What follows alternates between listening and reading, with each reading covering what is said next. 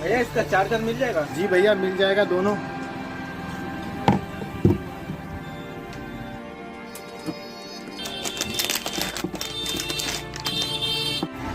इससे अच्छा और नहीं है भैया? सबसे अच्छा यही है, बेस्ट। क्या रेट है भैया इसकी? भैया इसका 9,500 पड़ेगा। 9,500? और अब इसमें तो मेरा एक न्यू फोन आ जाएगा और चार्जर भी आ जाएगा।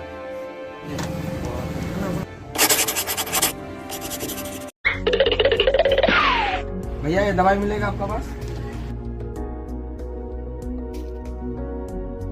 समझाओ इसे, ये मेडिकल शॉप है क्या? अरे चूतिया, तुझे कौन सा दुकान है?